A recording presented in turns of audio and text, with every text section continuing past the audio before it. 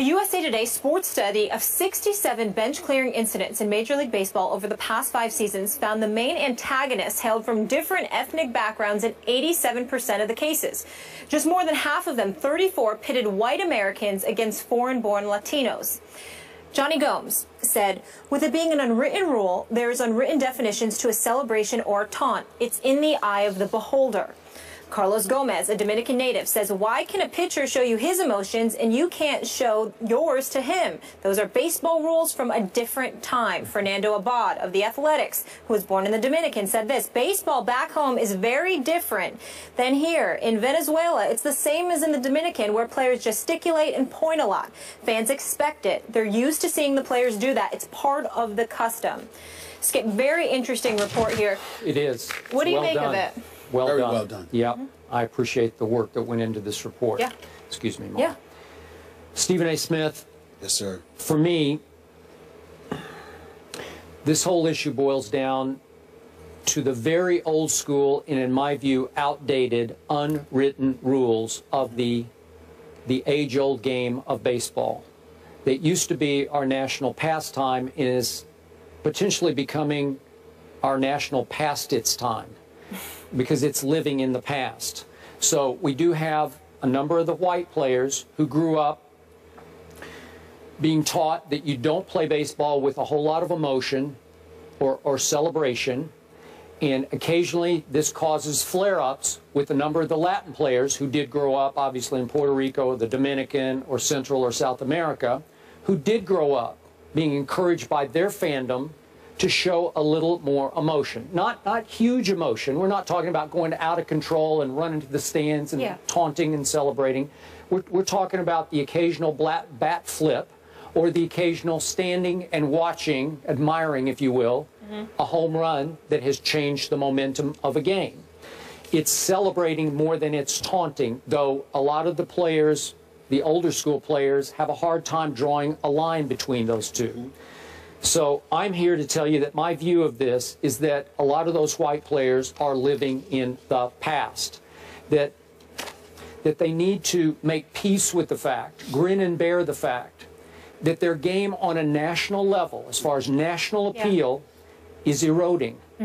And I can just throw out a quick number for you. The World Series back in 1980, that was between Kansas City and Philadelphia, not two huge markets. Right. Did a rating of 32.8. Just think about this, 32.8 in 1980. We'll go all the way up now to 2012 as it really starts to erode. It did a 7.6 when San Francisco swept Detroit. Okay, so it's just the casual fan appeal has fallen off dramatically as football and basketball have risen to the top of America's stages. That's what I believe. Again, and I grew up loving baseball, and you did too, right? Yeah. Okay, so for the good of the game, a lot of the white players, the older school players, need to accept the fact that some fans do love some emotion shown, that they shouldn't look at it quite as severely and strictly as the old school rules tell them they should. Some of those old school rules even tell you that if a guy hits a home run off you and doesn't celebrate, and then hits another home run off you and doesn't celebrate, you're supposed to drill that guy. That's insane to me. That's thinking, that's prehistoric thinking to me, right? But that's part of, those are the unwritten rules of baseball, such as you don't flip your bat when you hit a home run. Again, the Latin players all say, starting with Carlos Gomez, I'm not trying to show you up, I'm just celebrating what I just did. And I'm okay with that, even though I'm much older school on this account than you are.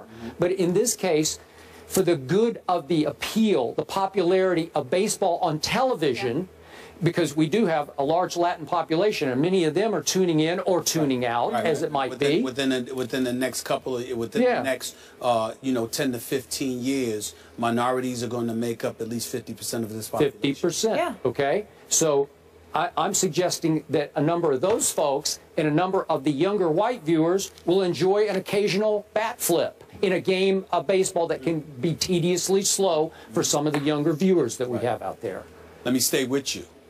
I need you to stay with me on this, both of you. This is very, very important that what I'm about to say. I don't think it's controversial, But with Chuck Solitero, I edited for the show. You just never know. Stay with me. Chuck's the best. He's the man. He's the best. He is the man. I'm glad you said that. He is the man. I'm glad someone can keep you in check. Here's the deal. Well, I wouldn't say that. No one can do that. But here's the deal. Skip Bayless, you make a very valid point. I don't disagree with what you're saying because I do think that some of these rules, written and unwritten, are incredibly archaic. Not to mention the fact it's white dominant. The rules are white dominant. The unwritten rules. Okay, yes. Okay, the unwritten rules I'm talking about. The rules are fair for everybody, but the unwritten rules. Yes. Okay, and so you do have a point with all of that.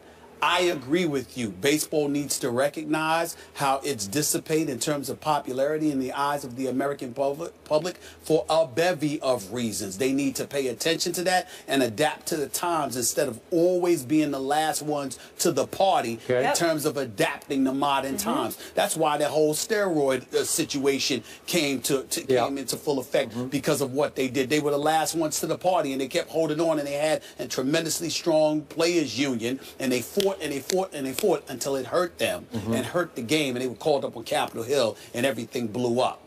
Having said all of that, you bring up Carlos Gomez, who I think as passionate as he is, and I think that Buster Olney and others pointed out how he's always this way, so the Yankees shouldn't have overreacted to him weeks ago when they almost had a bench clearing brawl.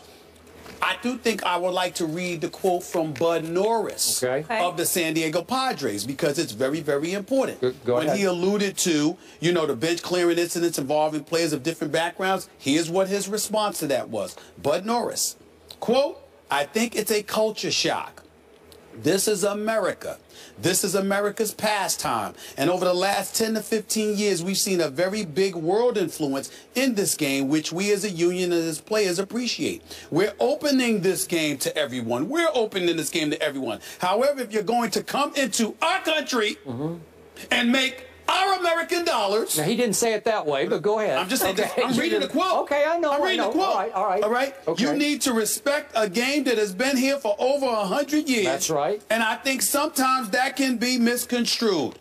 Here's what he's saying. It's our game, which leads to your point. Okay, quick point of order. Before we leave Bud Norris. Yes? He did back off his quotes saying they were a little out of context, and he has apologized for how it came off. But again, I'm happy for you to read them. My point to Bud Norris is this. He don't need to apologize. All right. He's a white guy who feels this way about the game of baseball. I find nothing racially insensitive or offensive about what Bud Norris said. He didn't do anything wrong. He talked about how he feels. The reason why I bring that up is because you can ultimately go to the extreme on the other side. We have Latino players, and I'm not talking about just Major League Baseball. I'm just saying whatever sport it is. We have African-American players, all right, that are stars, that are rich, wealthy, celebrity status as well, to the nth degree.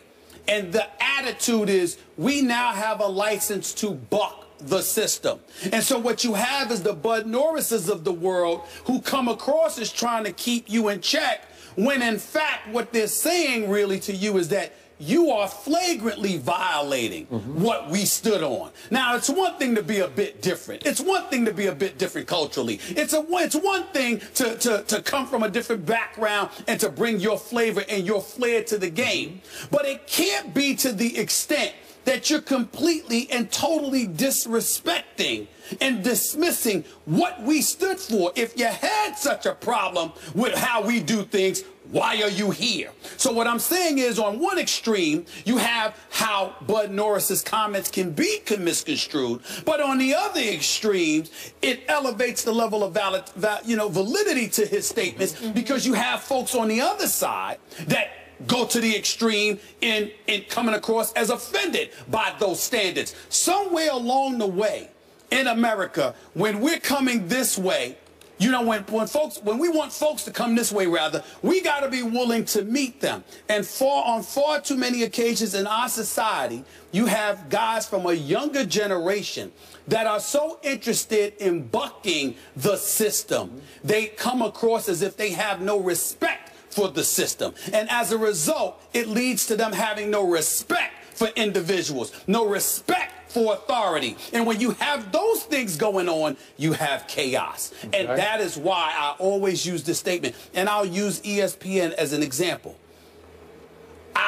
As stringent as folks can be, as tight as folks can be, because this is Mickey Mouse and it's a happy place. Yeah. At the end of the day, because that's what it's supposed to be, at the end of the day, I would rather work for a company any day of the week with standards than one trying to find standards. And that, to me, is all that I'm saying with this. You can't go to the other extreme and try to dismiss everything. So you're saying that you do admire the old school players having respect for the tradition, the 100-plus-year-old tradition of the game. Just adapt better to change. Okay, because there's some common ground where it's not that big a deal. It's not that big a deal. That's right. Look, if Carlos Gomez hit a 3-run homer in the bottom of the 8th inning and ran to the stands and gloated and celebrated, that would be completely out of bounds, but he wouldn't do that. Right. But he might flip his bat, and he might stand for just a second and admire his home run. But the problem with him is that when he flips his bat and somebody expresses a problem with it,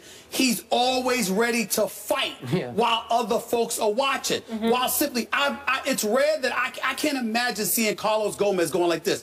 I didn't mean to offend you. I didn't mean anything by it. Instead, he's saying, shut up. What you going to do? Well, all right, now it's like you got a problem. That's what I mean by meeting halfway. That's fair. That's fair. Just meet him halfway. Everything ain't got to be a fight. Sometimes you didn't mean anything bad, but you might have gone a little bit extra with it than you needed to. There's got to be a happy medium on both sides. And it seems when both sides are determined to maintain their position, no progress is made, and all we have are the kind of problems we're talking about. Can I sum this up by saying, just remember, in the old days, if a white player stood and admired his home run, the other white player, the white pitcher is going to have a problem. So it's not that they have a problem with the Latinos. If they have a problem with anybody, he's going to disrespect the traditions of basically the unwritten rules. Okay. Absolutely. I think we all agree that we don't want the game to lose its tradition, but it does need to evolve. And that little quote you said stuck with me, the pastime to past its time. It's so true. Moving on, Rex Ryan says that Tom Brady and the Pats were on a mission to embarrass the Bills in Week 2. Do we feel bad for Rex? We'll talk about that coming up.